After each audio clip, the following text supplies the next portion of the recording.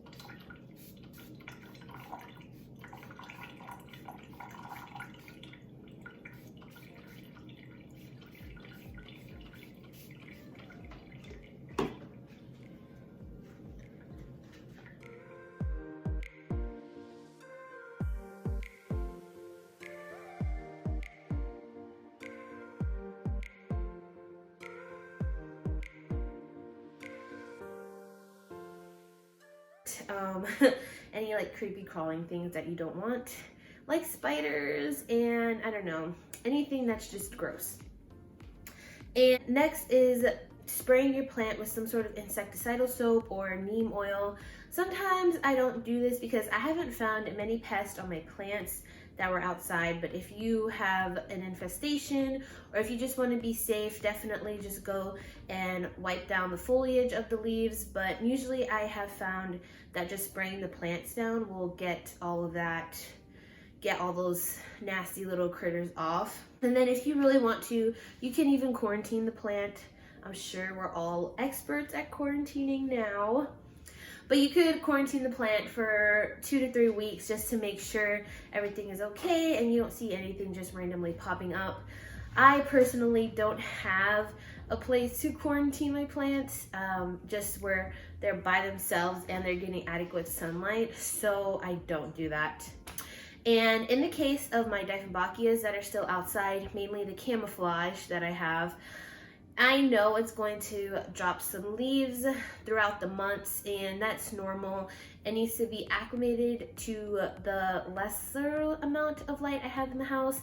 They just really like a lot of sun, and I'm going to have a grow light over it, but I know that it's still going to drop some leaves, and that just happens even with some grow lights. Unless you have like a really strong grow light, they're just gonna lose some of that leaves, and it's fine. Your plants are gonna go dormant. A lot of them aren't going to grow as fast or even grow at all, and it's fine. They need to rest up and be ready to make another come up and another glow up come spring and growing season. So don't worry too much about if they go dormant. Just let them chill, let them rest. I feel like it's really needed for them to just, do the best that they can come spring. And speaking of grow lights, I have been going through a grow light stage. I am slowly trying to get the amount of grow lights that I need. I've been experimenting with different kinds. I have a really bright one that has over 6,000 lumens hanging from the top of my ceiling, and I have all of my really sun-loving plants pretty much right underneath it. So like I have a whole top shelf dedicated to Hoya, and then on the other side I have my succulents and a couple cacti up there, and they're right by the grow light, so they're getting all the light that they need. And I also have some strip lights, and I have some clamps. Honestly, so far I think the strip lights and the hanging lights are my favorite, which I will leave all these grow lights down below if you want to test them out or check them out, whatever have you. Grow lights, the hanging grow lights and the strip lights have been my favorite. I think I might get 2 more strip lights just for this bottom part of my shelf that really doesn't get much light. They say that anything over 1,000 or 2,000 lumens for a grow light is adequate enough for plants.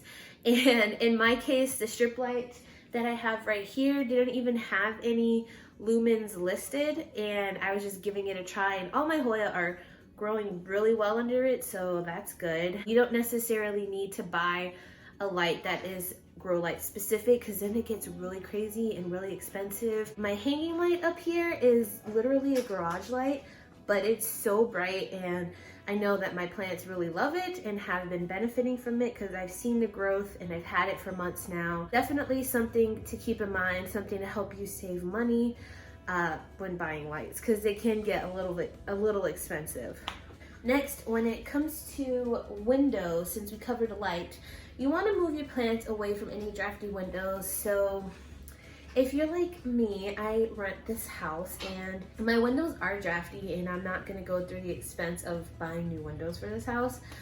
So what I did do last winter, and it did help, on the nights that it was especially cold, I just lined the bottom of the window, like where the window meets the windowsill, with a towel, and I took all my plants away from the windowsills, and I pretty much kept a lot of the plants there on the windowsill probably till about December and January, because those are the coldest months here, and that seemed to really do the trick. You could always just put your hands along the windows to see where the draftiest part is, and just, I don't know, maybe tape it up if you want to, or however have you. Like, if you're limited on space like me, whatever works, you know.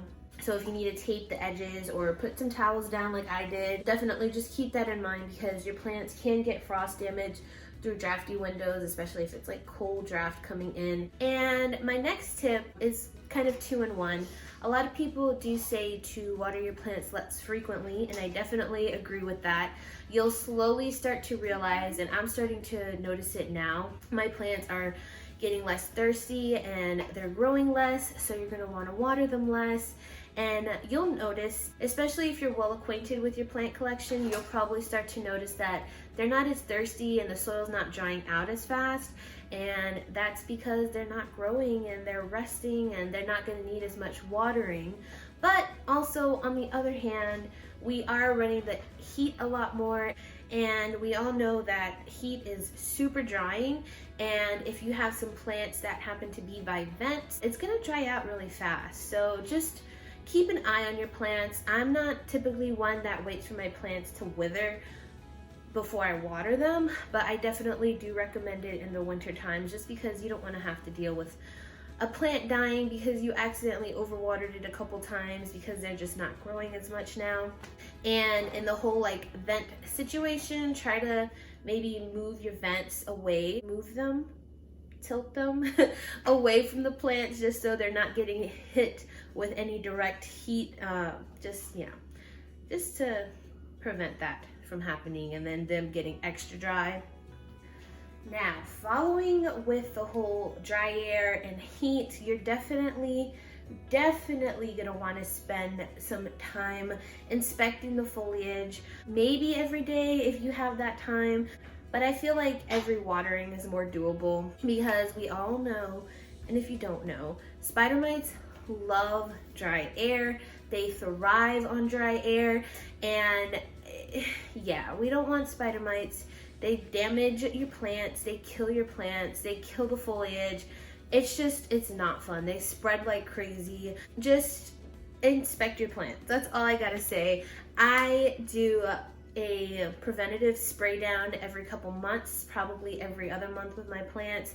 And then, as always, and I swear by this tip, every time I water, I spray down the plants the best that I can, and I swear that is like such a good tip in pest prevention, because it really it doesn't give these little buggers a chance to stay on your plants and camp and just, procreate. Just go at it on the backs of the leaves, the front of the leaves, just everywhere. And also, I feel like towards the end of winter last year, I had a bad fungus gnat infestation. I don't know how, but just keep an eye out for that. Just keep an eye out for pests in general, because everything is just more stagnant and warm indoors, and they just really love that. They're trying to get away from the cold, and your plants are a perfect home for them. Now, another thing we want to keep in mind is the humidity. I go back and forth with humidity. I'm pretty thankful and fortunate that I have a small house and my house stays pretty humid. I don't know if that's a good or a bad thing, but it does stay pretty humid here, and it doesn't really get below 40 degrees. But if you have an extensive collection and you have some more finicky plants, if you have like a lot of calathea, I do recommend maybe getting a hygrometer, which tells you the humidity levels in your house, just so you can keep an eye on it. Usually plants don't like anything below 40%. Even if you need to get a humidifier, I mean, definitely get one if you feel like it's necessary, if you live in a particularly dry area. Me personally, I like using just an essential oil diffuser, and I even like to put peppermint in it because I feel like it helps keep pests at bay. I have 2 oil diffusers, and I put one next to my calatheas, and then I put one in just a random area I feel that needs it. And that seems to have done the trick last winter. It really helped me a lot. I didn't need to get a humidifier, just spend 15 bucks on a diffuser and put it by your most fussy plants, and that usually does the trick. It did for me. So I went on Instagram and I asked you guys to ask me some questions if you were worried about anything, and somebody mentioned heat mats and if they were necessary. Honestly, I don't think they are necessary if you have a lot of like big established plants. However, if you have a lot of baby plants and cuttings, then I definitely suggest you do get a heat mat. I do have a lot of tiny plants, so plants like these that are smaller, they're still establishing themselves. I either got them as cuttings, or I got them as semi-rooted cuttings, or they're just rooted but they're just babies. So if you have a lot of plants like this, I do suggest getting a heat mat. Really do make a difference, especially if you're trying to propagate stuff in the winter time, which a lot of people say don't, but I still did. Heat mats make a huge difference, like huge difference. And I will leave like whatever heat mat that I use down below. It's pretty much the standard one that a lot of other plant people use. If you have plants that are established, even plants that are like 4-inch plants, and you know, if they're established, you really don't need one. If you find yourself maybe propagating more plants, or if you're like me and you have a bunch of these small babies that just need extra love, definitely recommend getting yourself a heat mat. Another person brought up repotting, and honestly, repotting in winter time doesn't make a lot of sense because the plant is dormant, and a lot of people say not to do it, like just let them chill. And obviously, if it's an emergency and your plant looks like it's severely root bound and it's just affecting the plant, then sure, go ahead and repot it. Or if you buy a new plant and you just need to put it in new soil and soil that you prefer, then go ahead and do that. But for the most part, plants don't need to be repotted in the winter time. They're not growing as fast, so they should be fine. Get all your last minute repotting in now in the fall time before all the really cold weather comes. I know I still have a few plants to repot. I have a couple that definitely have grown their roots out of the drainage hole, so I need to do that for sure. And my last two little tidbits, points for you, as far as fertilizing goes, don't really fertilize unless you see your plant is growing a good amount and it needs that extra nutrients. Maybe you could give it a little bit of fertilizer. Definitely cut it back and water it back down a lot.